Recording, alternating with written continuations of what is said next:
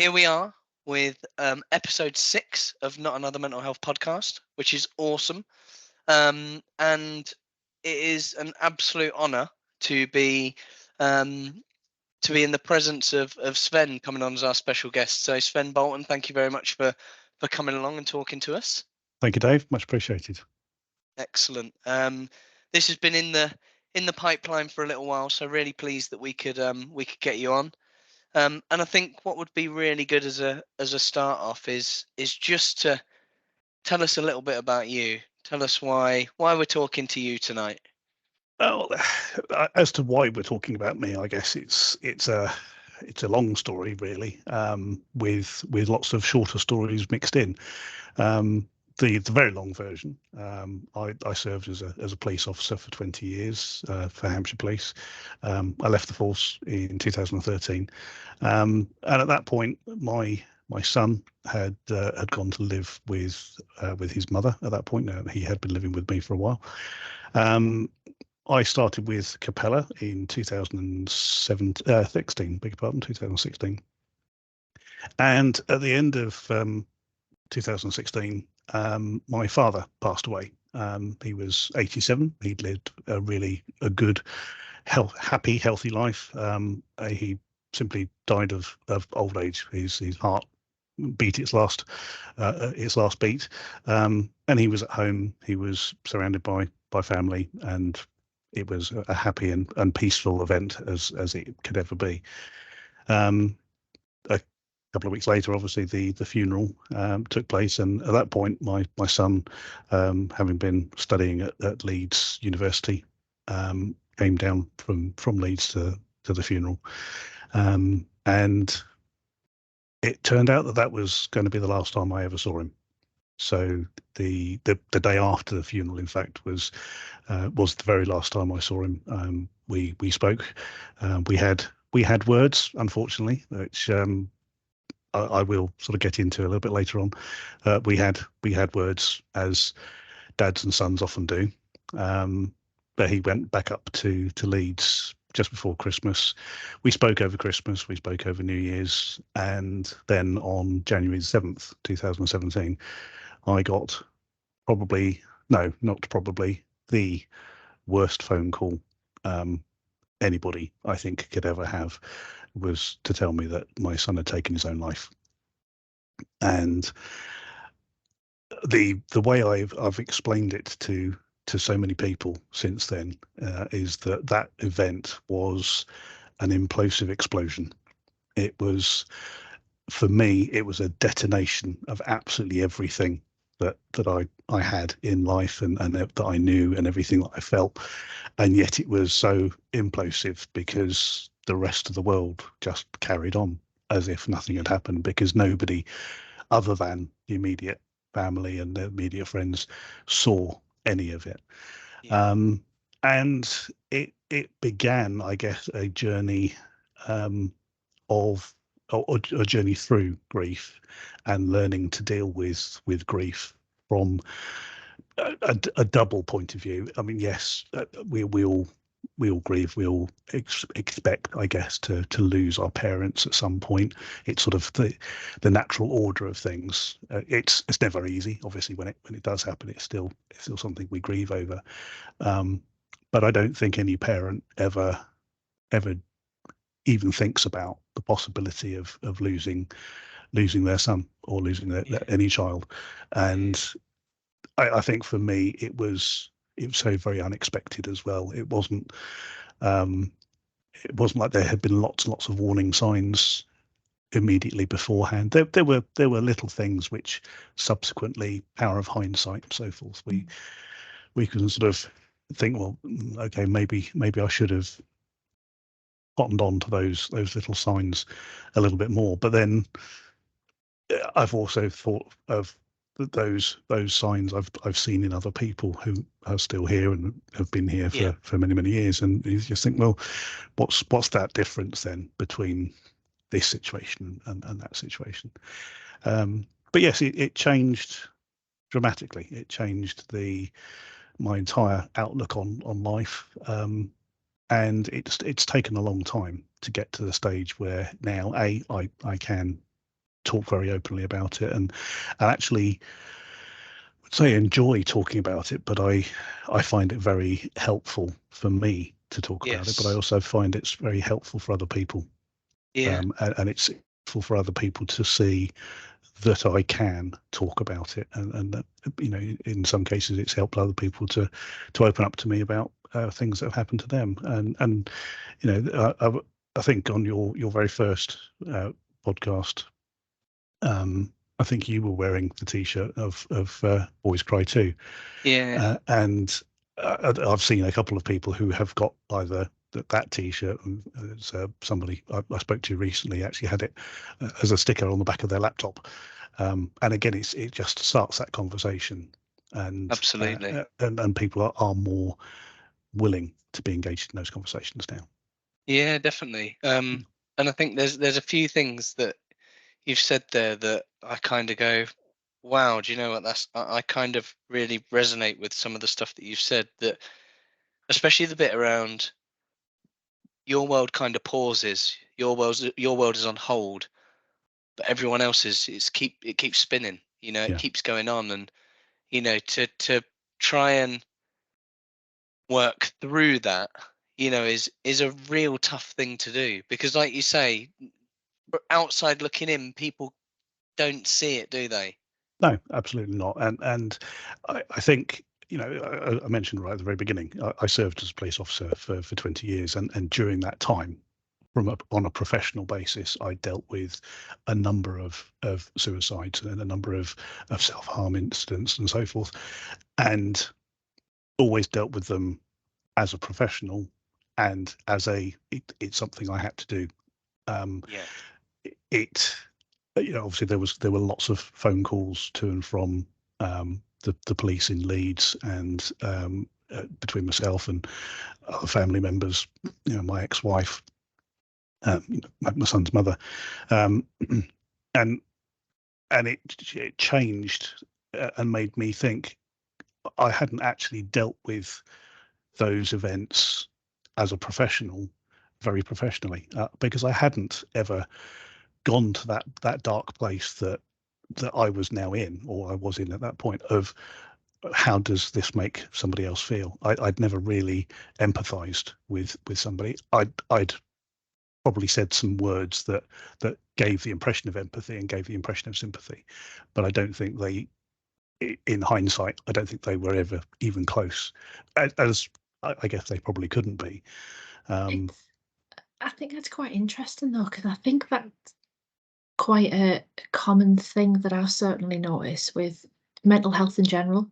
mm, I think unless you've been in the position of having suffered from whatever it is, whichever thing we're talking about, you don't fully know how to feel what that person's feeling, how to help them, how to support them, because you mm, can't, because no, you've physically not experienced it yourself.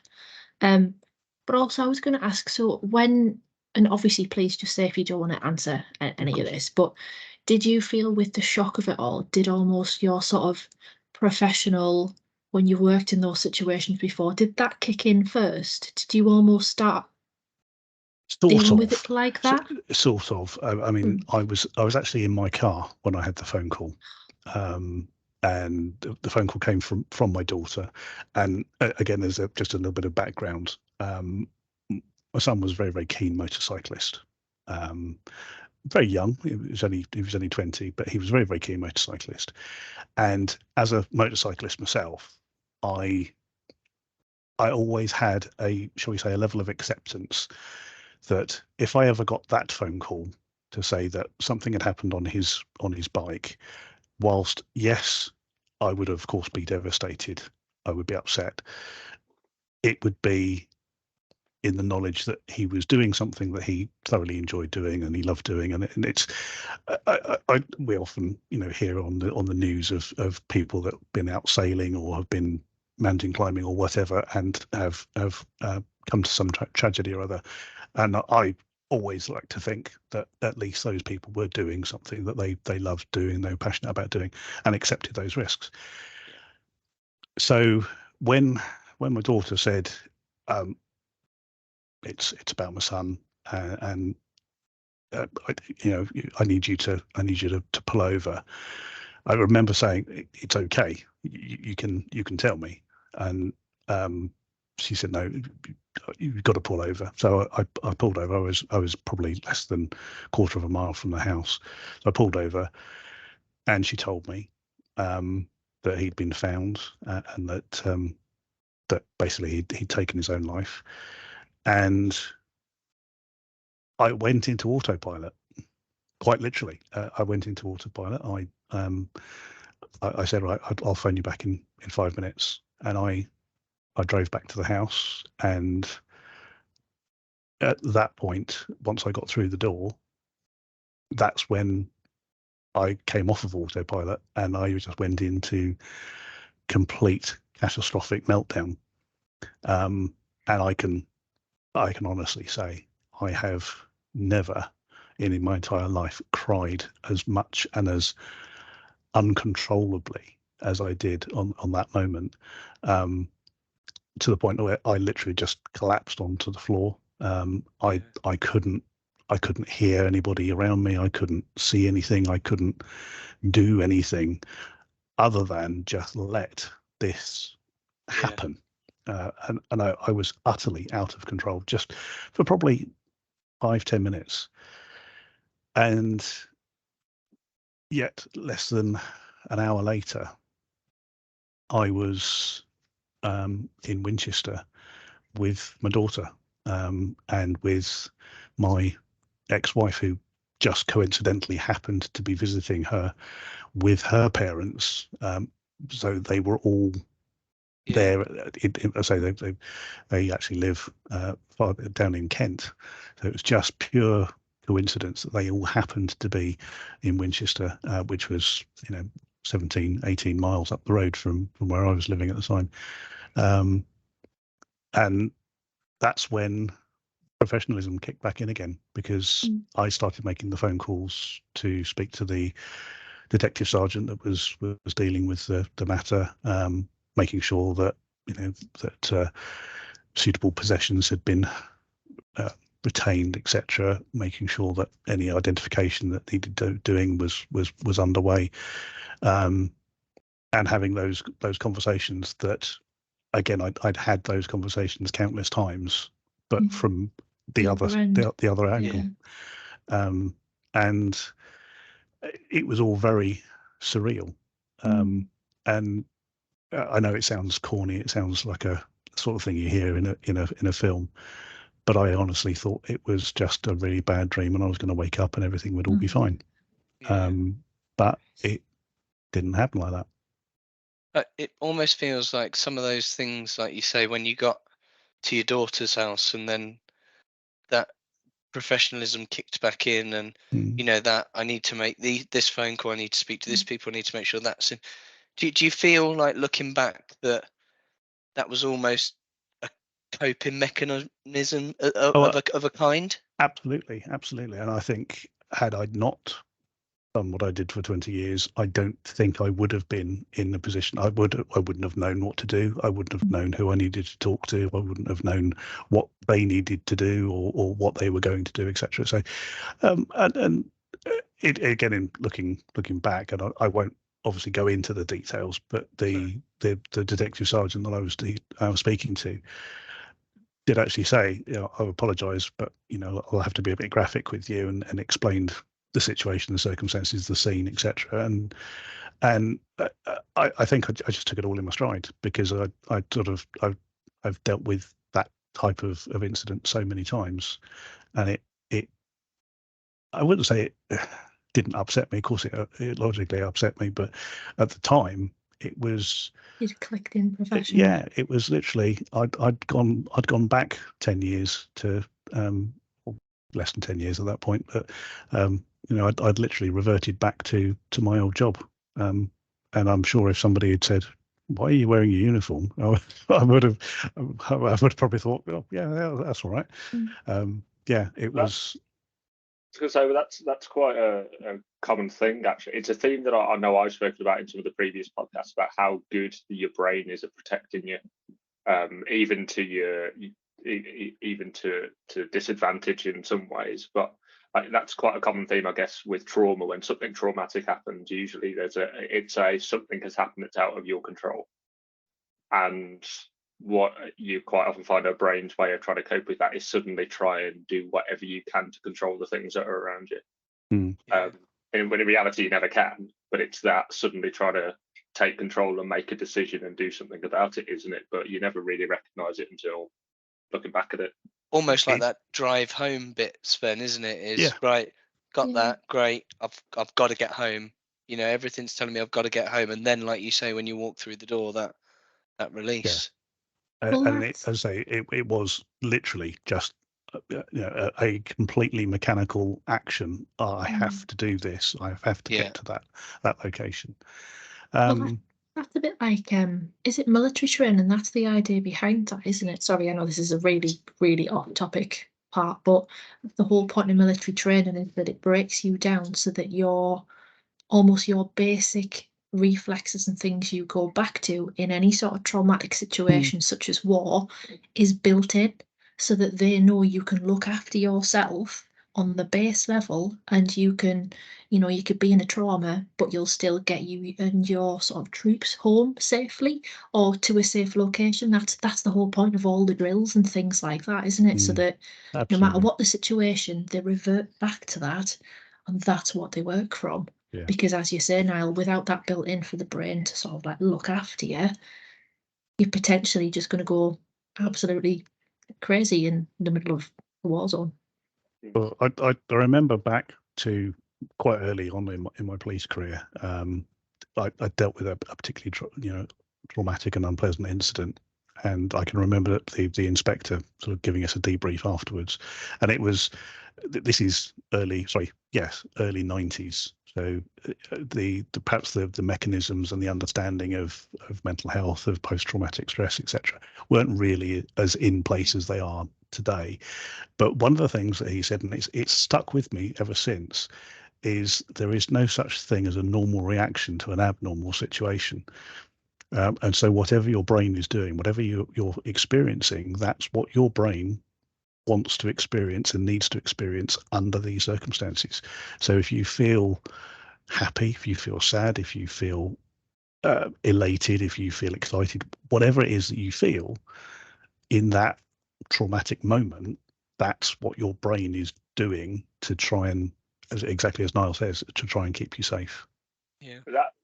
That leads. I have so many questions on this, not only because I adore you to pieces, Sven, but it's this particular one. I preface this with saying I've stayed on Sven's boat when we were doing some work down, and I was in Southampton, and we had a lovely meal and a really big heart-to-heart about a lot of stuff, where I opened up a lot of how I connected a lot to what had happened and why it's so important. But when you talk about what your brain needed to experience there, one thing that's always but not bugged me, but been on the back of my mind then is what is it that do you think in your brain for your coping mechanism of your reaction was to start writing a blog only 3 days after it happened? Which is online, which I'm going to post into the YouTube video comments at the bottom. But yeah, why that only 3 days afterwards? Most people you think would be. I think it was quite simply I needed to. I had everything just whizzing around inside my head, and I needed to do something to get it out.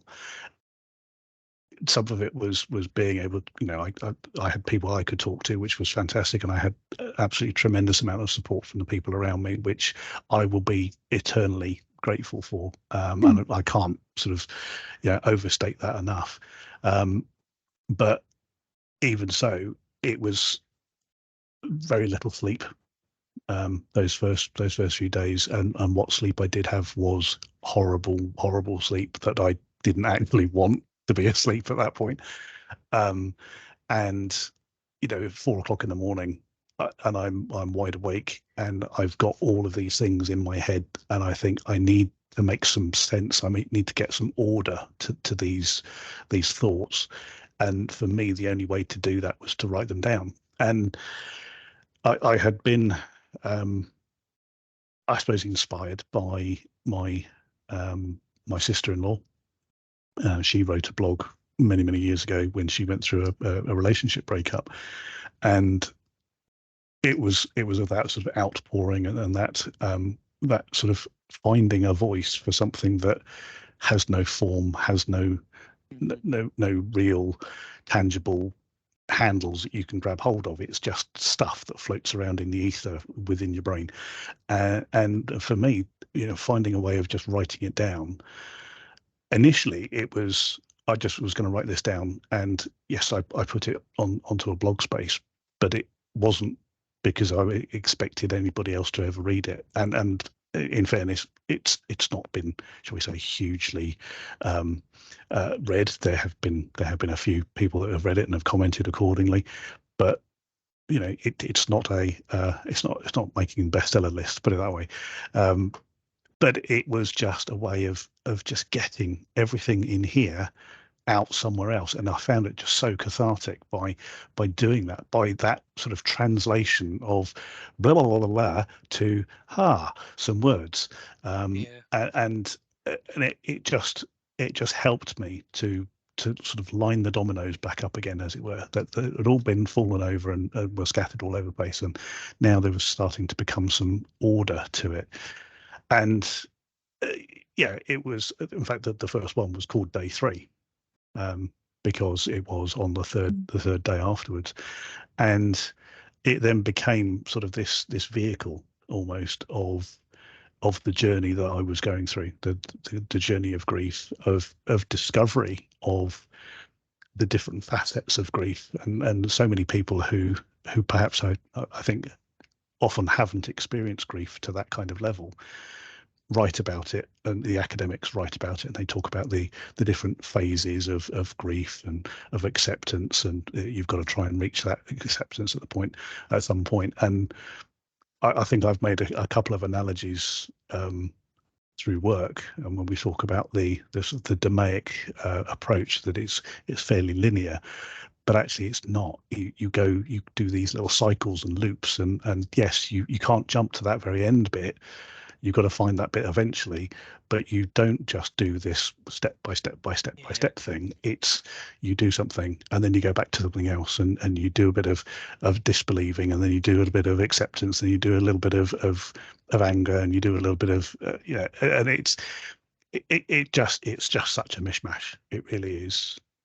Do you find that you there's so many things I want to ask about this blog, which I will do in a second, but the bits that you've just touched on there, do you find that, because I mean, I'll be honest, I find it amazing that you sat here, being able to talk to us about it, and massively honoured that you're doing it. Do you find that you still go through those phases where you have those different absolutely thoughts, feelings, emotions? Absolutely. And if you do read the blog, you'll see that there's lots of references to places, to things, to events that have happened, and it doesn't take very much for me to be out on a boat somewhere, or driving somewhere, or just sitting watching a film. And again, if you have a look at the blog, you'll see that every one of them has a film quote at the last paragraph. That was the sort of the ongoing theme, if you like. Yeah. And sometimes I can be sitting watching a film and something will be said, and it just takes me back to a particular time, or a particular thought, or a particular event. And it's quite surprising how even now, and we're 6 years down the line now, it still knocks me for six sometimes. And I make no secret of the fact that I can be sat watching a film, and even something as simple as I could be watching an episode of MASH. It's sort of my favourite all-time sitcom, basically, is MASH, and I can be watching an episode of that, and just somebody will say one line, and it just brings the lump to the throat, and the tears will start flowing, and I'll be sat just watching it and blubbing. And it happens quite frequently. And I think sometimes can't I just get back to being normal? And then I'm thinking, that's never going to happen. I'm never going to be the person I was 6 years ago, 6.5 years ago. I don't, in many respects, I don't want to be that person again, because as horrible as this has all been, for me, it has changed me. It has made me grow. It has made me really change my perspective on life as a whole, not just little details and little things. I used to pride myself on being very, very patient and very, very tolerant with people, and I think I'm still very, very patient and still very, very tolerant of lots of people, up to a point about certain things. But what I am very intolerant of now is people's lack of perspective and lack of scale, shall we say. And I'll give you a very, very simple example. People use certain words in everyday language without really perhaps understanding the full depth of those words. So when somebody is being interviewed on the telly because a celebrity has just died, a celebrity that they've never met, that they've never had any interaction with, and it doesn't really actually, other than listening to their records or watching them on telly or whatever, doesn't really mean anything to them. And for them to say that they are absolutely devastated that this celebrity has passed away or whatever's happened, and you just think, you're using a word there that you can't even begin to fathom the depths that word can go to.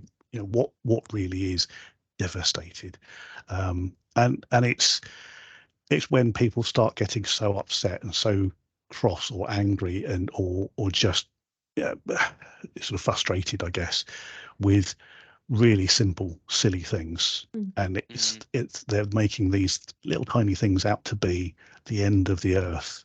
And it's like, if that's the biggest problem you've got in your life at the moment, you are the luckiest person I know. Absolutely. And it's don't get me wrong, it's not about making it all about me, because it's no. But it's just it sort of makes me think, well, actually, if that were my problem, it wouldn't. I would be happy to have to take on a problem like that, because that's I can cope with that stuff in my sleep. But there's lots of different, as I say, facets to it that have changed me completely. And I'm very humbled by the fact that you say that you're honoured for me to be here, and that you're amazing, and other people have said the same sort of thing, that they find what I've done amazing. And the thing is, I don't think it is amazing. It's I had really a very, very simple choice. Either I could get up every day, or I couldn't. And trust me, there were days when I just didn't want to get up, but I was made to get up, and I was encouraged to get up, and a part of my brain said, if you stay in bed today, you'll stay in bed tomorrow, and if you stay in bed tomorrow, you're going to be staying in bed for the rest of the month, kind of thing. And it was a case of, I have to do stuff, I have to be doing something, I have to be working. And I work pretty much 7 days a week these days, and people say to me, well, surely you should be taking a bit of a rest. If I take a rest, then all of that stuff that I've compartmentalized, that I've put in boxes, in pigeonholes, whatever analogy you want to use, just comes open up again, and it all comes flowing back out. I remember there was something you told me, Sven, when we were on the boat as well, when we were talking about this and what time does to wounds and stuff over time. And actually, you said something that was quite profound. And I've got kind of two questions that are very closely linked. And you were part answering it a little bit earlier, actually. But you said anyone who thinks that time heals all wounds clearly hasn't had like probably the deepest of wounds. But actually, it for the things like what you went through, it absolutely doesn't. But you learn to deal with the wound in different ways. You learn to deal with it in a different way. So my kind of two-pronged question is, one, now, because even then I think there were still some kind of sore subjects to the point where you've developed to where you are now.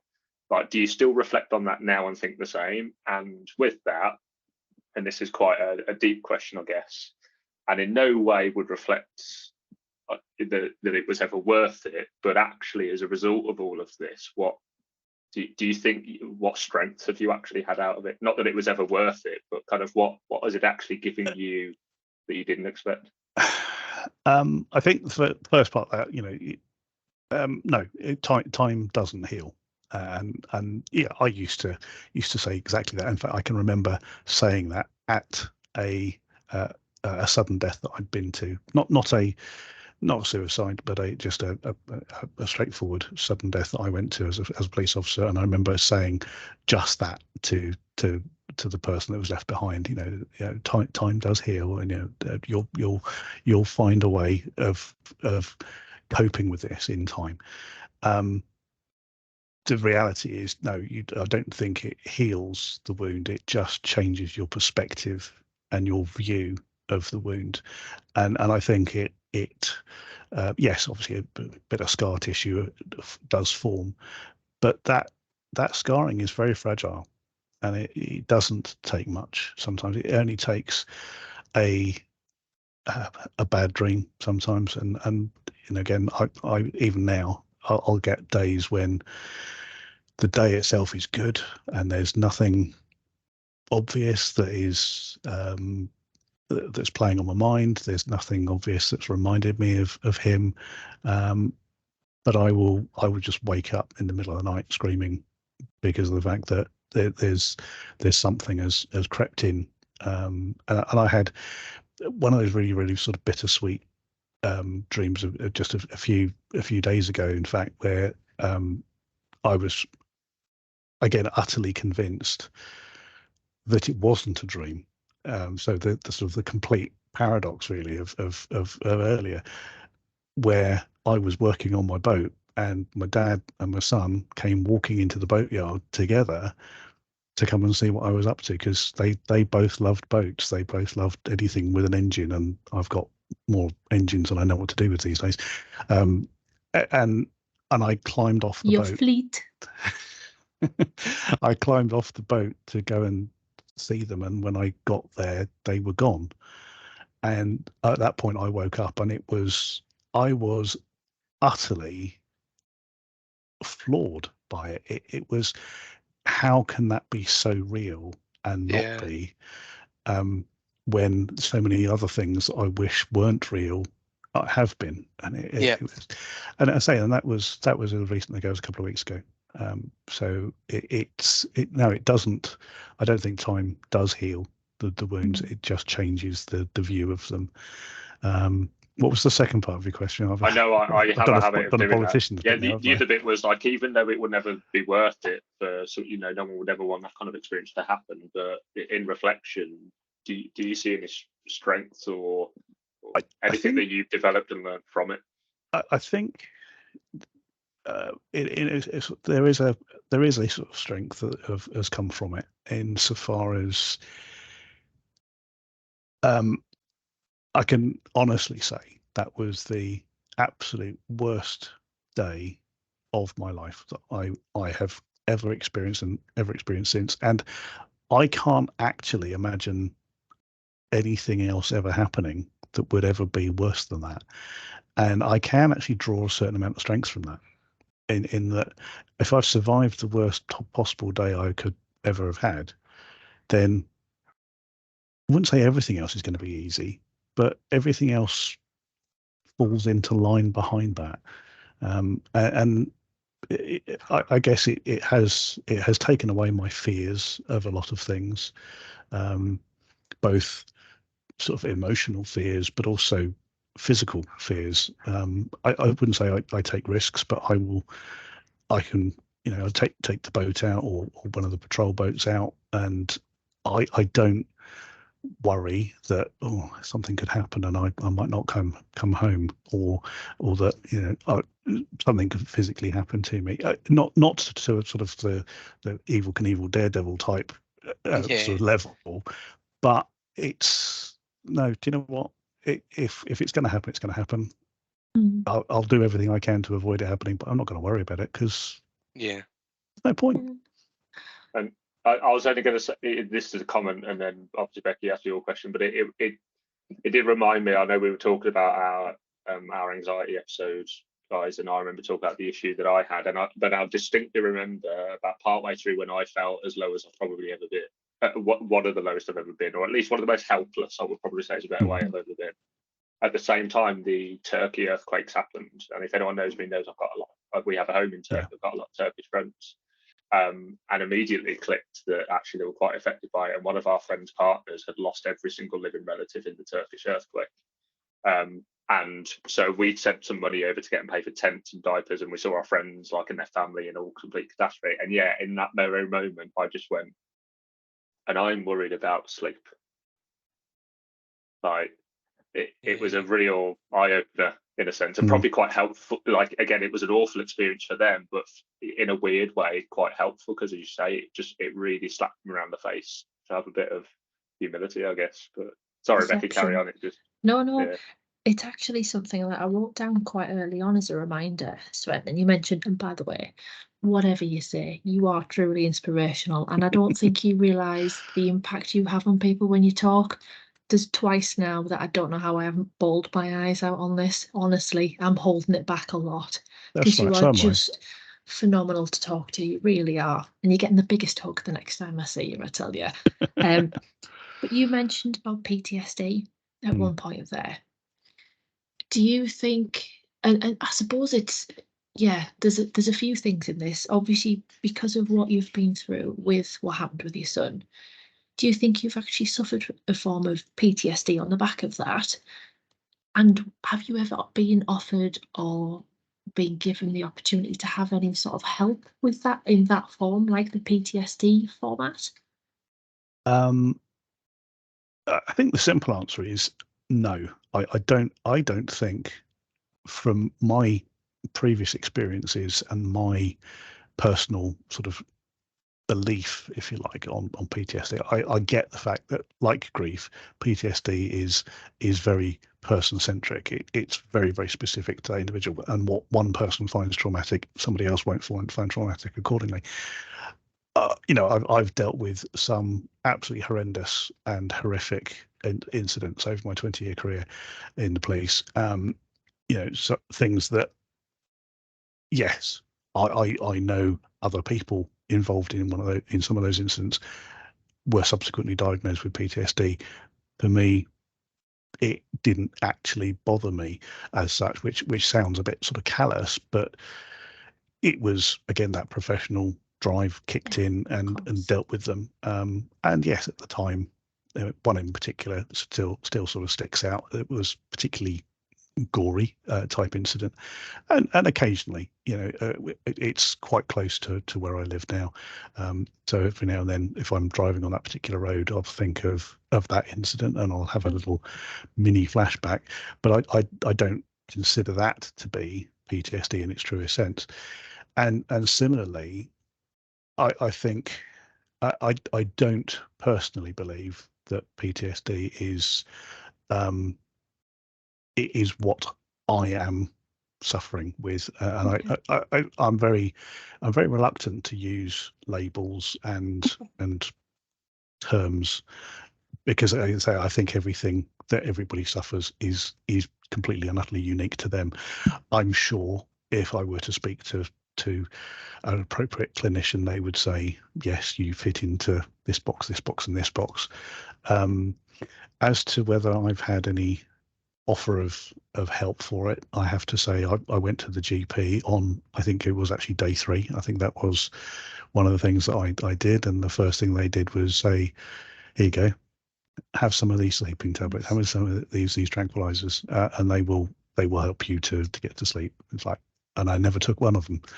The box, I went to the pharmacy, got the prescription, and the box just sat in the bathroom and never got even opened, not even to read the instructions on what the side effects would be. I did have an input from a lady who ran a charity very, very close by, who, and again purely by some irony at the time, I've been involved with doing a little bit of fundraising for this charity, purely say through family connections and so forth, called the Red Lipstick Foundation. And this was the lady who set it up basically lost her teenage daughter, one of twins in fact, and she called it the Red Lipstick Foundation because her daughter was always wearing very bright red lipstick, and that was sort of her trademark. And she came round to the house and sat with me for an hour or so, and said all of the things that I would probably say to somebody in that position now as well. You know, that I do understand how you feel. Yes, you will feel shit. You will feel, you know, you will feel that there are horrible days. You will feel there are some slightly better days, and it will all change, and it will all mish and mash. And then through that charity, I started going to a couple of their sort of evening get-togethers, like social get-togethers, which they had not far from here as well, where basically other parents who had been through the same thing. So it was all basically people who had lost children, as opposed to sort of more adult oriented. I mean, I'm not saying that if somebody lost an adult relative that they weren't welcome. Yeah. If everybody was, but the majority of us that were there had lost children of various ages to suicide, and it was, again, it was that sort of comforting of it, you know, you're not alone. That strange, very strange sort of feeling of, you know, I'm now part of a very exclusive club, but this is a club I really did not want to be a member of. And I guess again that helped a great deal, but for the majority of it, it was again, wasn't self-medicating as such. It was, you know, this is what I've got to work through. The only person who knows what's going on inside my head is me, and the only person who can translate that into something is me. And I'm sure, again, that if I were to sit down with a clinician, they would probably say, well, you shouldn't really have done that, and you shouldn't really have thought that, like that sort of that process or what have you. But do you know what? Whatever I've done has got me to where I am today, and it's got me on a road that I can comfortably be on now. And you know, that's really key. You know, and we talk about this a lot in these episodes. Sorry, I'm trying to hold everything. And we talk a lot about, you know, clinicians, advice that people give, and everything else. But actually, just recognizing what helps you as an individual is so important, isn't it? And as soon as you started talking blog, and writing things down, I am a massive advocate of that. You know, I write a journal. I also write a blog, but I don't write it in my own name, because I suppose, similar to you know what you were saying, is you got all this stuff going in your head, and you just need to get it down or get it out of there. You know, and it can happen at any point. I think the one bit that I do want to touch on with regards to the blog is, you know, I'd imagine that you, well, I don't, you've kind of said it yourself. You started the blog as a way, from your point of view, from a coping mechanism to get that stuff out there. So I think the fact that people are reading it, recognizing it, it should never have a number attached to it in terms of popularity and stuff like that. And I think that's so key that you recognize, actually, do you know what? If someone else takes a little bit of something from one of those, then great, you know. And certainly that's a philosophy that I have developed, and say one of the reasons why I am now so very, very open about what happened, even sort of the, shall we say, the lead up to it, and the subsequent sort of information that came to light afterwards as well, is that if by sharing that story, if by sharing those thoughts, those feelings, etc., with anybody, and if it just helps one person to take a moment to think, to stop, then I wouldn't say it's been worthwhile, but it does take away what ultimately was a senseless death. That there was absolutely no need for what happened to happen. So if some even tiniest bit of good can come out of that, if one person is in a similar place, in that dark, very lonely place, if they can just stop and take that split second to reconsider what they thought was the only option for them, I'll never know about that. I'll never hear from it. I will never get an email.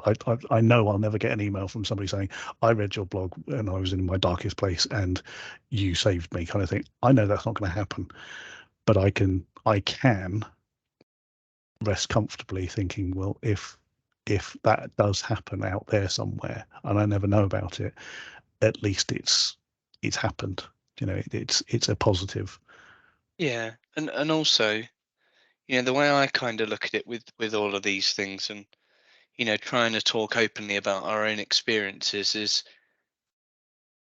if we don't, then who's going to? And I'm not saying that everyone out there should just share their life stories, because like you say, there's elements that we're all comfortable sharing and elements that we're not comfortable sharing. But actually, if people don't do that, if we don't learn, and understand from real lived experience, and we rely just on the textbooks and the theorists, then that's only going to help what we've already got in society, which is a huge amount of stigma around it. So actually sharing that bit, and for me, that again, that's sort of the reinforcement of it, insofar as I firmly believe one of the reasons that my son decided to take his own life was the fact that the people he was with and involved with at that time, and don't get me wrong, I'm not slurring those people as individuals for 1 second, but there was a massive cultural difference. My son was born on the Isle of Wight. He spent the first 5 years living on the Isle of Wight in a little village, quiet little village, in a nice cottage. He then spent the next 6-7 years living in a nice area in Southampton. He then went and lived in a nice area, fairly nice area in Kent. He was, and I often use the expression about myself, I'm a softy southerner. And he was up in the north with people who were, and I mean this as nicely as I possibly can, were typical rough, round the edges northerners. They were of a certain type where they didn't talk about their feelings, they didn't talk about their emotions, and to the point where they gave him the nickname of the Pink Princess, or the softy, and because he was like me, he was just a big old softy, and would do anything for anybody. And he had told me that when he had spoken to some of his friends, they basically said, pull yourself up, get on with it, grow a pair. You don't need to talk to us about that kind of thing.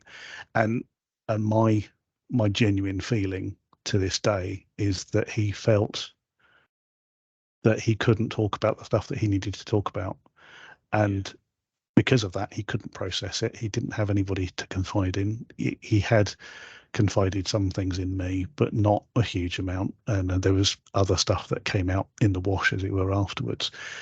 And I think ultimately he felt just utterly alone, because there was this stigma attached to it that you can't talk, big boys don't cry kind of thing. And again, if I can get one person to talk to somebody else at some point in their life when they're feeling that low, that miserable, then it's worthwhile. Absolutely. It really is. Absolutely. There's one bit that I wrote down a little while ago that I really want to touch on. And you said the phrase "person left behind." Yeah. And I'd like to just go into that a little bit, because we always think about the individual, which and rightly so, but then at the same time, the person or people left behind. Absolutely. And I think my son was utterly devoted to his sister, to his mum, and for a long time for me. I'm honest about the fact that we had drifted apart in the last sort of few years of his life, because he was a teenager, and there were several times when I tried to phone him on a sort of Sunday afternoon to have a chat with him, and I got the sort of the the one word answers, but because he was obviously out with his mates and talking to the old man wasn't cool kind of thing, and I get that, but I know that if he for 1 second had a glimpse of what pain myself, my ex-wife, his mum, and his sister, just to name those ones, have gone through, he would never have done it. He would never have caused that hurt. But I'm not angry with him for that. I don't blame him for that, because I know that he was at that point where he just couldn't think of those consequences. He couldn't think of those emotions that were going to be happening in other people. He couldn't think of who was going to be left behind. And I'm obviously, I'll never know, but I'm very sure he probably thought something along the lines of, well, nobody's ever going to miss me.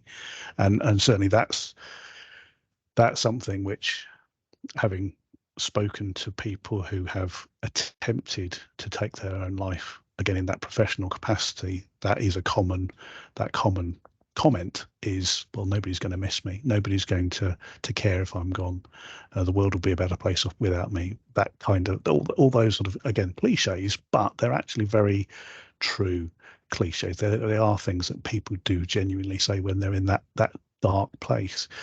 And I'm very cognizant of the fact that he would have been in that kind of place at that time. And the only thing that I hope, and I'm not a particularly religious person, but I do pray to God that he didn't change his mind after he'd committed himself to what he was going to do.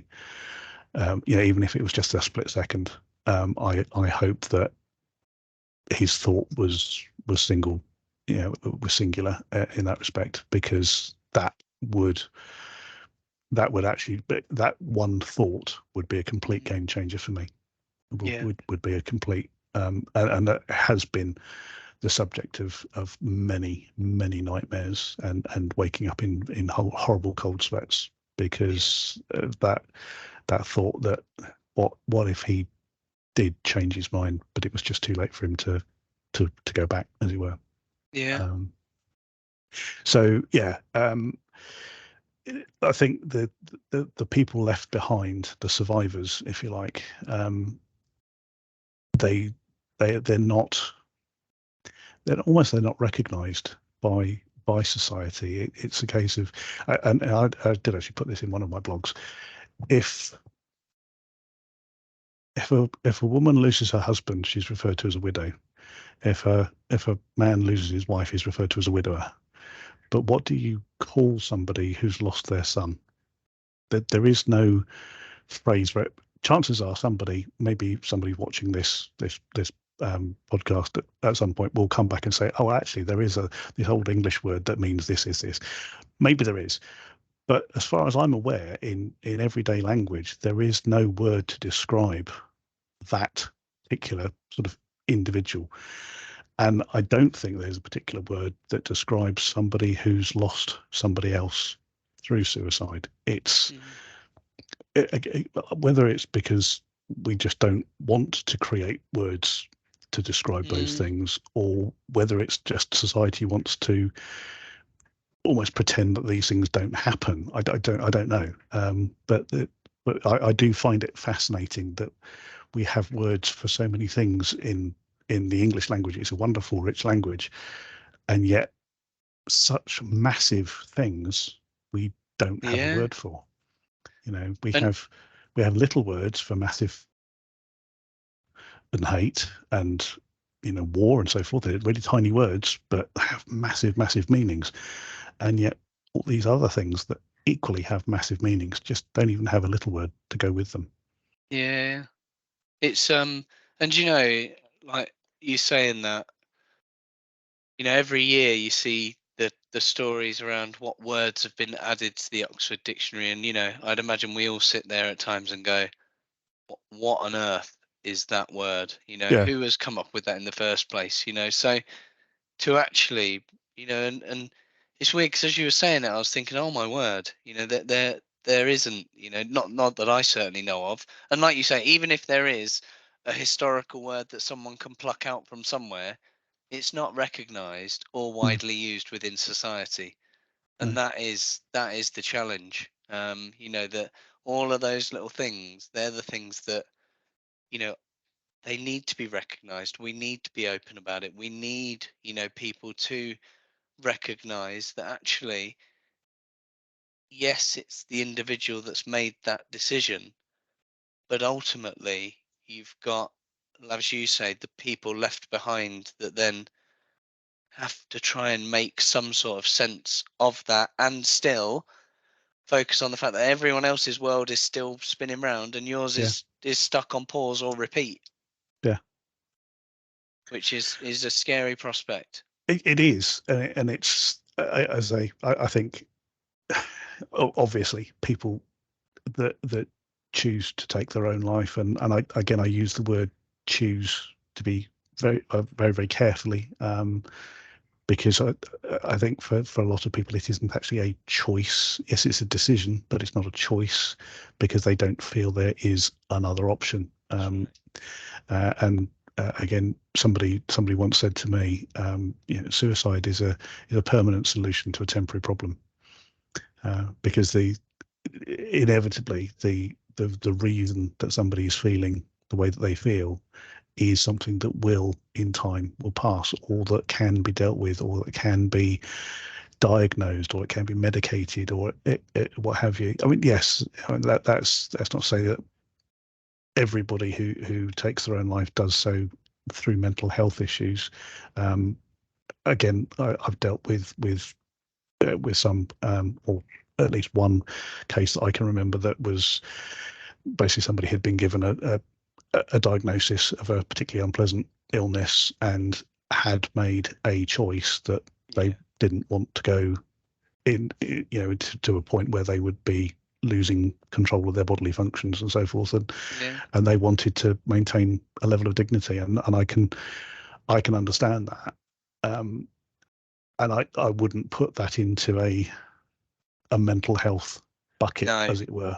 That's a rationed, reasoned choice, but unfortunately, again, society sort of says, well, if they've done that, and actually, a relative of mine, when they were told the news, were a little bit, shall we say, unsympathetic, and actually used that horrible expression, which I don't think I've ever used it. I've heard so many other people use it in the past. When talking about suicide, is, oh well, they took the coward's way out, and that's I actually think that's it shows a lack of understanding. Absolutely. And that it you know, it is hardwired into our brains to survive continue with our lives. It's basically what makes not just humans, but I think almost all living creatures. It is that inherent built-in drive to survive, and so to get to the point where a person chooses self-destruction, there has to be something very, very significant there to make that happen. And yeah, as I say, it's the ones that are left behind that have the questions, that have the questions that will never have answers. A lot of questions can be answered through the coroner or through the inquiries or through sort of talking to family and friends and so forth afterwards, but there will always be questions that the only one person who holds those answers is the one person who can't give them. And I've had to make my peace with that, because there are still questions that I know I'll never have the answers to. I can only try to rely on the fact that in fact, some people used to call my son, at one point, used to call him a mini-me, because he behaved, he looked very similar to me at that age as well. And we were, I think we had very, very similar characteristics and very, very similar mindsets. So I can use that to sort of answer those questions from my point of view, in the hope that that's as close to his point of view as possible. But again, there will always be that doubt. There will always be the what ifs, the maybes. And yeah, as I said, sort of quite early on, we had words the last time I ever spoke to him, funnily enough, about his medication. He had been prescribed some medication. I can't remember the name of it now off the top of my head, for anxiety and for mental health issues, but he didn't have enough money for the prescriptions, and he was entitled to free prescriptions because he was a student, and yet there was a huge amount of paperwork to fill out, and because of that huge amount of paperwork, he had not done so.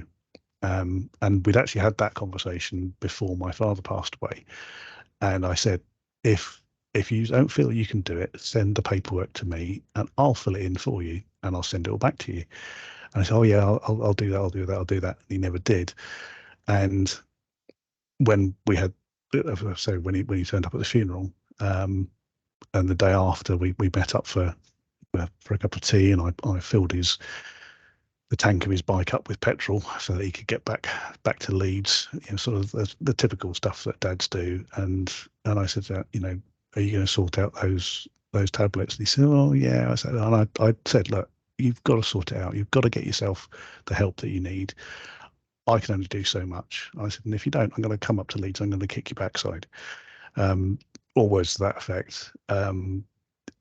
There was also a very, very minor incident at my dad's funeral, actually at Hattie's wake, where he'd asked another relative for some money to help get him back up to Leeds, and I was a bit upset that he'd asked somebody else and not come and ask me, and I said as much. I said, look, you only had to come and ask me, and I would have given you sort of 20 quid for petrol or whatever.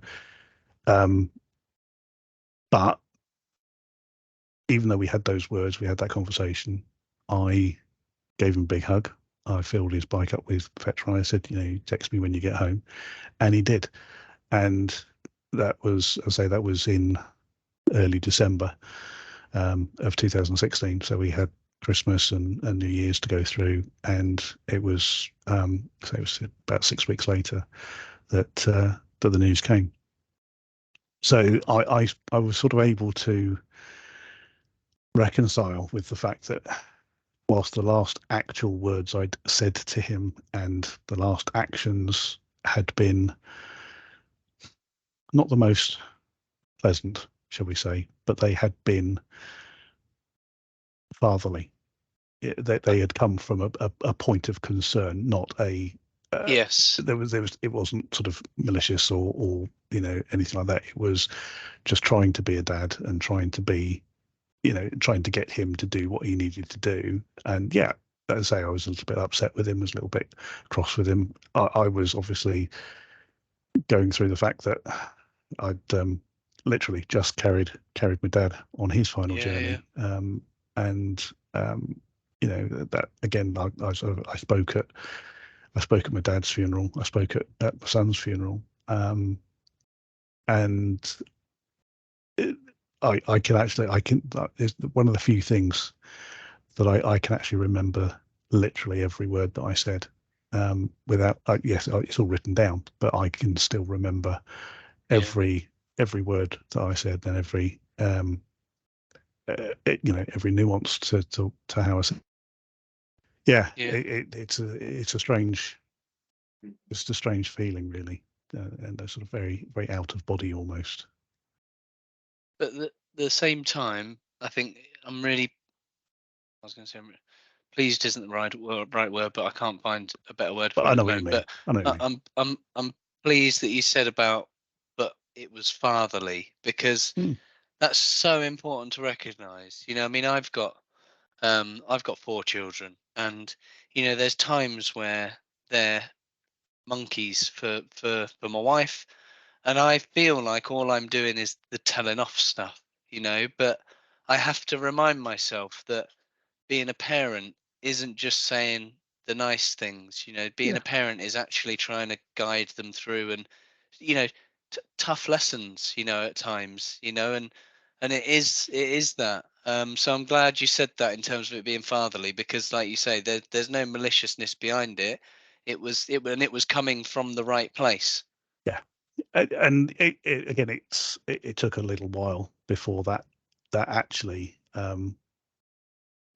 sort of registered and twigged. For the longest time, I was beating myself up that uh, uh, how could I possibly have said that to him when that was the last thing that we ever said.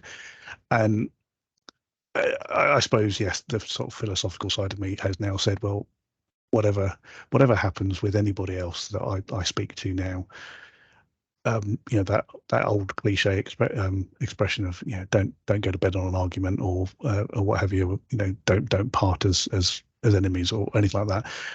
Actually, I like to live to that now, in that if anything were to ever happen to me, if I would be struck by lightning tomorrow, whatever, I would like to think that all of the people that I care about would know that I care about them, and I know that the people that care about me care about me. I don't think there would be. I'm sure there would be questions, but I don't think there'd be a huge number of unanswered or unanswerable questions. Which again, maybe that's very selfish, and I think that was another thing that sort of went through the whole experience. Really, was times when I felt very, very selfish, and when I spoke to people about being selfish, they said, "Well, but actually, you're not being selfish. You're even in your selfishness, you're being selfless." And actually, it's okay to be selfish. You've gone through this thing, this horrible thing. You're allowed to have a bad day. You're allowed to feel like crap for a day or two. You are allowed to make it about you. But it just, I don't know. Maybe it's part of my upbringing. Maybe it was my father's influence on me. But I can't. I just don't seem to be able to do selfish very well. Even though times when I should do. And I can't let this thing end without kind of reminding like what I'd put on the chat. I said I put there because I've been speaking too much. But seriously, after all of that and everything you've spoken about, you can see we barely asked any questions because it's just been fascinating and riveting, to be honest. But how you, not long after it said, started writing a blog and other people could access it, you started working with, I know, the Red Lipstick Foundation, amongst others, I believe, as well. You then became an out of hours driver for, let's friend, corpses when COVID started hitting everyone. You went out of your way to literally volunteer yourself in your car to be in the front transporting them and putting yourself at risk there. Like that, I mean, don't change. I don't. I to be fair, you're right. I wouldn't want you to come away from this thinking, "Oh yeah, I am a really selfish person," because actually that probably would change you in a way. But I also can't do it without saying that I remember all of those. I remember the 4 hours that you sat behind with me in London. I think it was when I was going through a really tough time, and you just stood and listened with me, and you had a horrendous drive to go back home, and you didn't bat an eyelid, and you just sat and listened and talked to me about everything and everything. So honestly, I think you're remarkable, Sven, frankly. Thank you.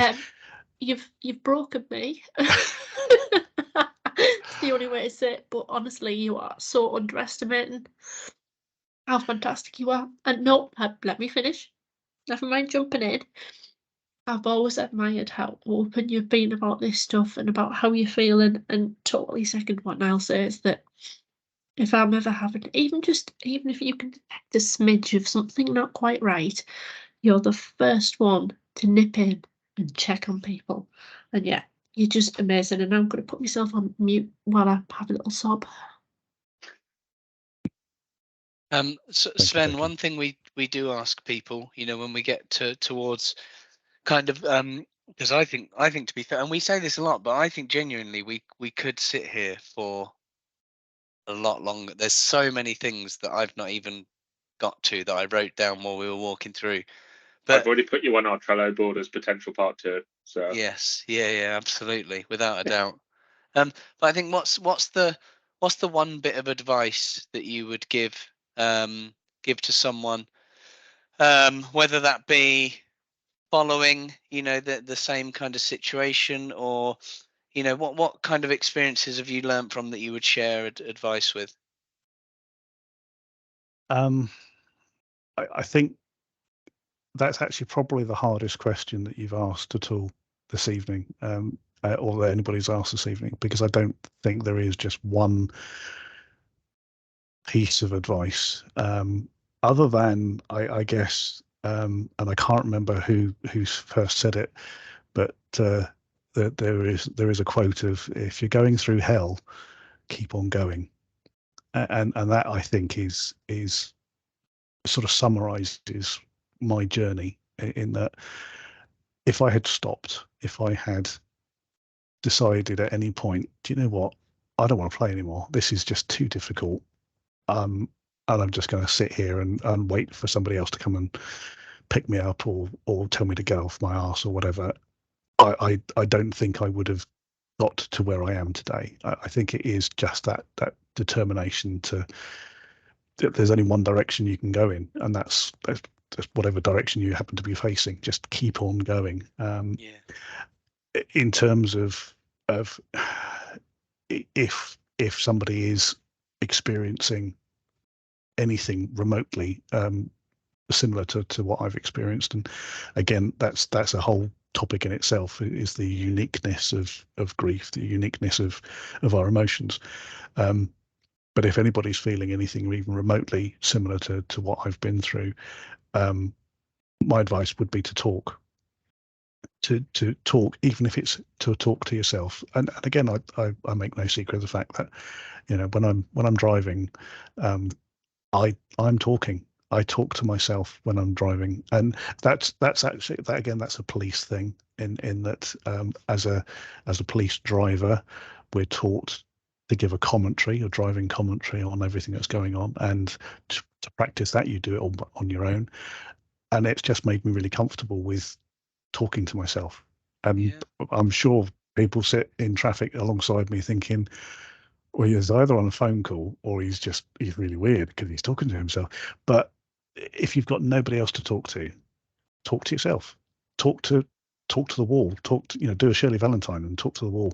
Absolutely. Talk to your own phone. Talk to your laptop. Talk to put something on a blog. Write it down. Even if it's never published, it never goes anywhere. If it's just going into your laptop and it sits there in the cloud somewhere, never to be seen by anybody else, at least it's taken this mess, this jumble of stuff, of electrical charges, whatever it is that makes up these thoughts, and it's turned it into something tangible and physical almost, that you Yeah. can actually do something with, and you can hold on to it. And I've in past occasions in my life, I've written things down and then set them on fire and sort of let them drift off into the sea or whatever. That sort of spiritual getting rid of Yeah. bad emotions or whatever. But it boils down to communication. Just Yes. talking, either as I say, to yourself, to somebody, to somebody you care about, to somebody you've only just met. I'm one of these people. I'll talk to anybody. Literally, I'll talk to anybody, and I have talked to probably thousands, tens of thousands of people in the past. Yeah.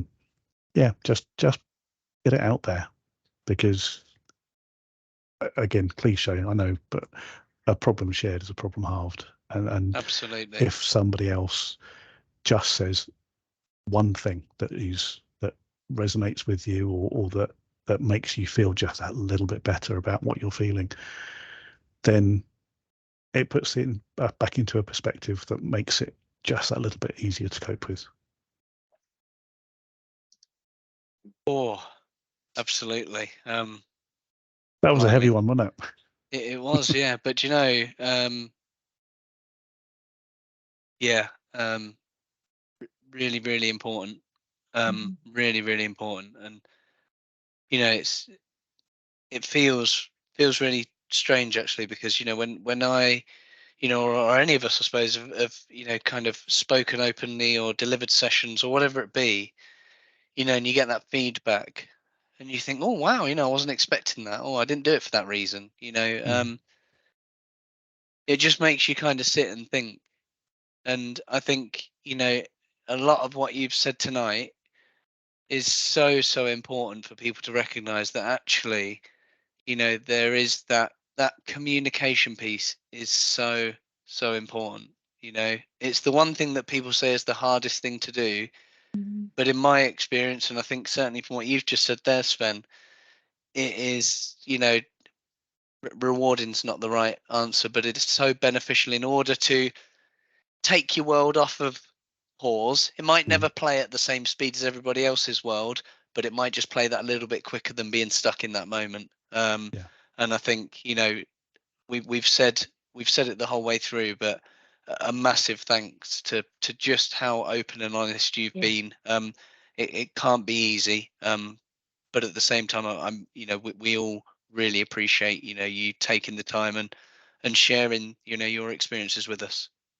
Thank you. And if I may be so bold, can I end, shall we say, on a film quote, same as I do with my blogs. And it's going to set me off again, isn't it? Those that know me know that I'm a big fan of three particularly big franchises. So the Bond films, Star Wars films, and the Harry Potter films.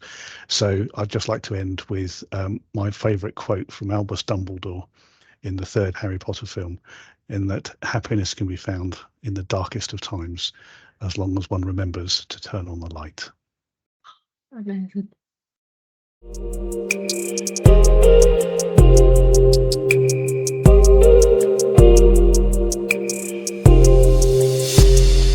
Got a message from Dave.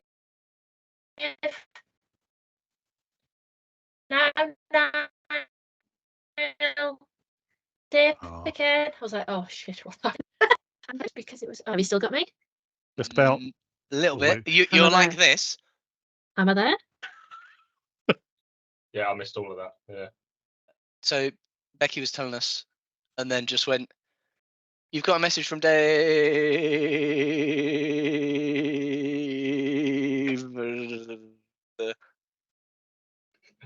Like that. Something so like that. I think that's pretty close, Sven. Right. Do you think? I think that was exceptionally accurate, actually.